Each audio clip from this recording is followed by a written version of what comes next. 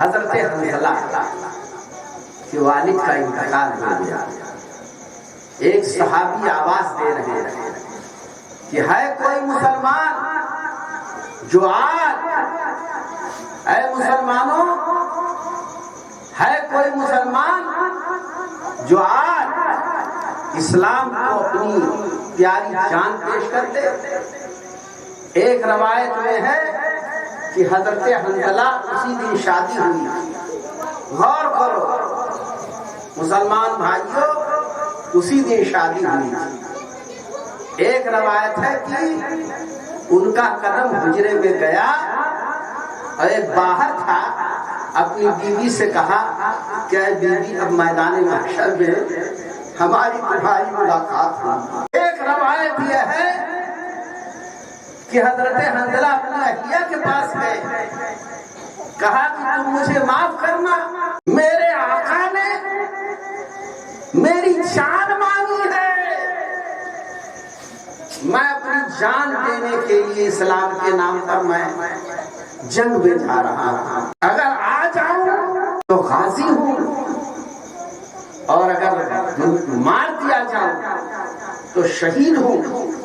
لیکن اے be be, تم میری شہادت پر نہ رونا، اس لیے کہ شہداء کی بیوائیں رویا نہیں کرتی ہیں، لہذا تم رونا نہ بلکہ خوش ہو جانا، اس لیے کہ میرا شوہر رسول اعظم صلی اللہ علیہ وسلم کے حکم پر شہید ہو گیا ہے. سبحان اللہ، سبحان اللہ. حضرت حنظلہ اس جنگ میں شہید ہو گئے. شہید ہونے کے بعد ملائکہ ان کو ایک روایت میں غسل دینے لے گئے.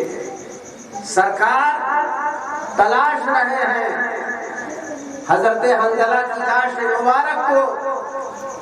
حضرت حنظلہ بہت دیر کے بعد ملے. جب حضرت حنظلہ کا جنازہ اٹھا تو سرکار مسکرا رہے ہیں. صحابہ محو حیرت ہیں، یا رسول اللہ، آج تو بہت بڑا المیہ ہے کہ جس نے اپنی سہاگ رات لوٹا دی، قربان کر دی. اے دوستو، یہی ایک چیز اور بیان کر دوں کہ حضرت حنظلہ، ایک جرمن مورخ نے لکھا ہے کہ حضرت حنظلہ نے اپنا سہاگ رات لٹایا اسلام کے لیے. تو مورخ اگر مسلمان ہوتا تو وہ اسلام کی محبت میں بھلے نہ لکھتا، لیکن اگر کوئی عیسائی مورخ ہوگا تو لکھ دے گا کہ اللہ کے رسول نے حضرت حنظلہ کا سہاگ رات لٹا دیا.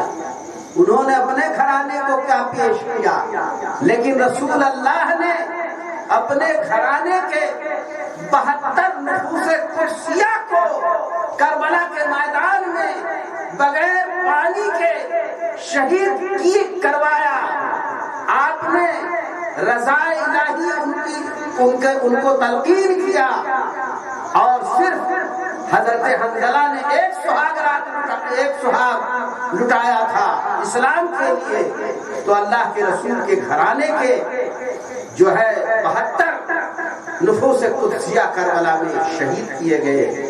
تو آج اسلام ہمیشہ، ڈاکٹر جب خون ملاتا ہے تو دیکھے ہو کہ پہلے میچ کرتا ہے کہ بی پازیٹیو ہے، بی نیگیٹو ہے، اے ہے، بی ہے، او ہے. اگر خون میچ نہ کرے تو خون نہیں چڑھاتا. اسلام کی رگوں میں کس کا خون ہے؟ علی کا خون ہے. سبحان اللہ.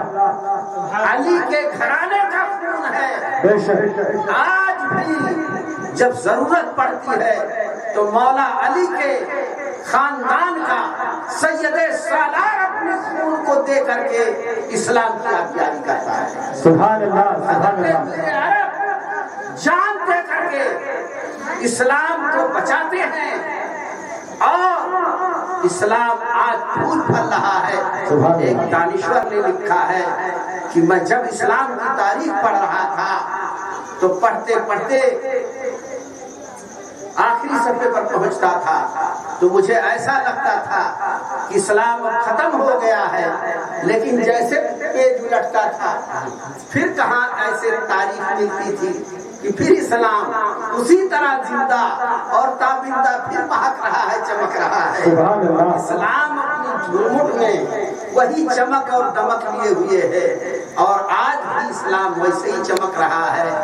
اور بڑے بڑے ہمارے ملک کے دانشوروں نے، پوری دنیا کے دانشوروں نے امام علی مقام کو سراہا ہے، ہمارے جو ہے مسلمان بھائیوں نے سراہا ہے، ہمارے وہ لوگوں نے سراہا ہے جو مسلمان نہیں ہیں، اور ہمارے ملک میں اسلام ایسا پھلا پھولا، ایسا پرورش پایا کہ سرکار جب ہند کی طرف رخ کرتے فرماتے تھے تو فرماتے تھے کہ صحابہ مجھے ہند کی طرف سے خوشبو آ رہی ہے۔ سبحان اللہ۔ وہ خوشبو کس کی تھی؟ سید سالار کی قربانی کی، جذبہ انصاف۔ نعرہ تکبیر، نعرہ رسالت، عظمت سید سالار مسعود غازی سرکار میرے عرب کا کی قربانی تھی، حضور شعیب الاولیاء کا تقوی طہارت تھا،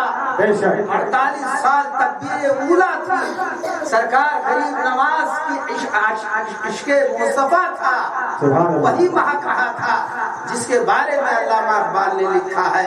اسی پر اپنی تقریر ختم کرتا ہوں کہ میر عرب کو آئی خوشبو جہاں سے، سبحان اللہ، میر عرب کو آئی خوشبو جہاں سے، میرا وطن وہی ہے، میرا وطن وہی ہے۔ سبحان اللہ۔ لوگ سب بھاگ جائیں لیکن میر عرب کو، اللہ کے رسول کو خوشبو کہاں سے ملی؟ اسی ہمارے ملک ہندوستان سے ملی ہے، اور یہ ملک ہمیشہ قائم و دائم رہے گا، اس لیے کہ جس کی خوشبو رسول محسوس کر لیں اس ملک کو کوئی بگاڑ نہیں سکتا ہے۔